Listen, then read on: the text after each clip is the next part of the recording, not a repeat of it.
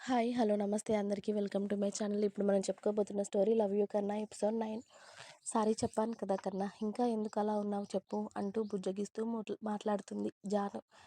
కన్నా, ఓయ్ కన్నా, ఉన్నావా? ఉన్నా అంటాడు మనోడు తీరిగ్గా. వింటున్నావా నా మాటలు? మరి విన్నా. సరే చెప్పు, ఏం చేస్తున్నావు అంటుంది జాను బెడ్ మీద వెనక్కి వాలి పిల్లోని తన మీదకి పెట్టుకొని. ఏం లేదే, ఇప్పుడే ఇంటికి వచ్చా, నా రూమ్లో ఉన్నా. తిన్నావా? ఈవినింగ్‌నే తిన్నా. ఇక ఇప్పుడు పడదు గానీ, మా అమ్మ పాలు తీసుకొస్తా అంది. ఇంతకీ నువ్వు తిన్నావా అంటాడు ఆరాంస్‌గా ఒక కాలు చాపి పడుకొని, ఇంకో కాలు మడిచి దాన్ని ఊపుతూ. తిన్నాను కన్నా. ఇప్పుడే తినేసి నా రూమ్‌కి వచ్చి నీకు కాల్ చేశాను అంది జాను. బాగా తింటావే. అరె, నాకు కాబోయే మొగుడు కోపంగా ఉన్నాడు. మరి వాడు తిన్నాడో లేదో అని ఉందా నీకు? ఆహా, కొంచెం కూడా లేదే. పైగా తిన్నానని చెప్తుంది చూడు బక్క మొహంది అన్నాడు కృష్ణ. కన్నా, తింటే తిన్నాను అనే కదరా చెప్పాలి. అయినా నేనేం బక్కగా ఉండను అంటుంది కింది పెదవి ముందుకు పెట్టి జాను. అవునవును, బక్కగా ఉండవే. నువ్వు పెద్ద లేడీ పహిల్వాన్లా ఉంటావని నీ బోడీ ఫీలింగ్ కదా అన్నాడు కృష్ణ. అబ్బా కన్నా, ఎలాగోలా ఉన్నాను లేరా బాబు, ఇక వదిలే అంది జాను. ఓయ్, అలా ఎలా వదిలేస్తానే? నేను లైఫ్ లాంగ్ నా దాన్ని చేసుకుంటాను కదా జాను బేబీ అని తన రొమాంటిక్ వాయిస్తో అన్నాడు. ఏంట్రా, కోపం పోయిందా? వేరే మూడ్లోకి దిగుతున్నావు? హా అంది జాను. నీతో మాట్లాడితే నా మూడ్ ఆటోమేటిక్గా చేంజ్ అవుతుందే అన్నాడు కృష్ణ. జాను హ్యాపీగా స్మైల్ చేస్తూ అవునా అని సాగదీస్తుంది. హా, అవును బంగారం అని కృష్ణ మాట్లాడుతూ ఉండగానే జ్యోతి గారు పాలు తీసుకొని వచ్చి, కృష్ణ ఇదిగోరా, ఇది తాగేసి పడుకో సరేనా అంటూ ఫోన్ ఎవర్రా అని అడిగారు ఆవిడ. హా, నీ కోడలమ్మా, మాట్లాడతావా అని ఫోన్ జ్యోతి గారి ముందు పెట్టాడు కృష్ణ. అబ్బా, అన్నీ జోకులు కానీ ఇక పడుకో అని జ్యోతి గారు రూమ్ డోర్ దగ్గరికి వేసి వెళ్ళిపోతారు. అటువైపు జాను పాప కృష్ణ మాటలకి నిజంగానే ఫోన్ ఆంటీకి ఇస్తాడా ఏంటి వీడు అని టెన్షన్ పడుతూ కన్నా అని మెల్లిగా పిలుస్తుంది. హా, ఉన్నానే అన్నాడు కృష్ణ. రే, నీకేమైనా తిక్కుందేంట్రా అలా కోడలని చెప్తున్నావు అంది జాను. మా అమ్మ నా గురించి అలా అనుకోదులేవే. అసలే మనం అంటే మా అమ్మకి బాగా పాజిటివ్ ఫీలింగ్ ఉందిలే. నన్ను రాముడు మంచి బాలుడు అనుకుంటూ ఉంటుంది అన్నాడు కృష్ణ. అవునవునులే, నీ పేరే కృష్ణ కాదు, నువ్వు బయట చేసేది కూడా కృష్ణ మాయలే అని పాప మా ఆంటీకి తెలియదు కదరా అంది జాను. ఓయ్, నా మాయలని నీ దగ్గరేనే పిల్ల, ఇంకా వేరే లేరు కదా అన్నాడు కృష్ణ. అలా ఉంటే నేనే చంపేస్తాను కదరా అంది జాను. కృష్ణ చిన్నగా నవ్వుతూ ఎవరినే అన్నాడు. నిన్ను ఇంకా నువ్వు చూసేవాళ్ళని బంగారం అంది జాను. అబ్బో సరేలే అంటూ జాను అని గారంగా పిలుస్తాడు కృష్ణ. హా, చెప్పు కన్నలు అంది జాను. మరి ఒక కిస్ కావాలే నాకు అన్నాడు. నన్నేం చేయమంటావురా అంటుంది జాను నవ్వుతూ కృష్ణని ఉడికిస్తూ. ఒకసారి పెంట్ హౌస్లోకి వెళ్దాం రావే ఇద్దరం. రేయ్, నీకేమైనా పిచ్చా? మా అన్నగాడు ఇంకా పడుకోలేదు. అయినా నేను అలా బయటికి రావడం చూశాడనుకో, నా 2 కాళ్ళు విరిచి పొయ్యిలో పెడతాడు. ఇప్పుడు నాకు అంత రిస్క్ అవసరమా కన్నా? నువ్వే చెప్పు అంది జాను.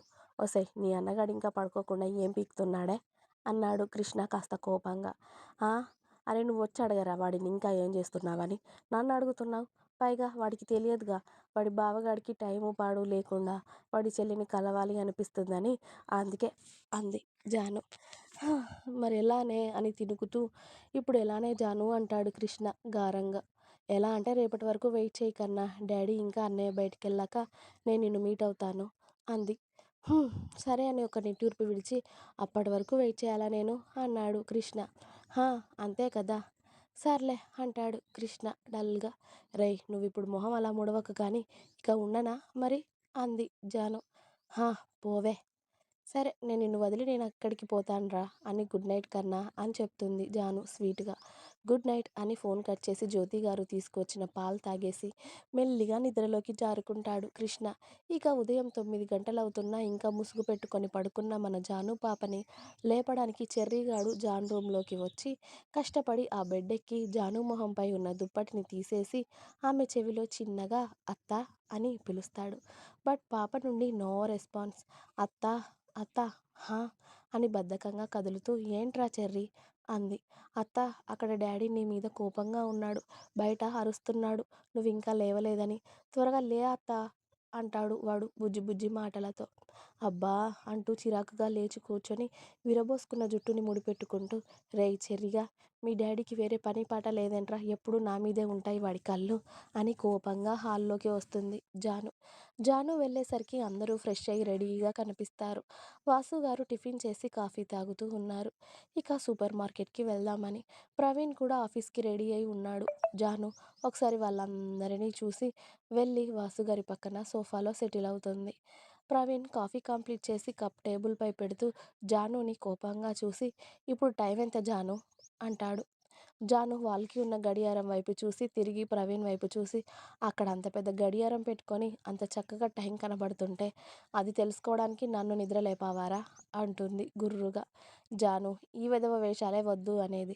ఈ టైం దాకా ఎవరైనా పడుకుంటారా? పొద్దున్నే లేవాలి అని తెలియదా నీకు?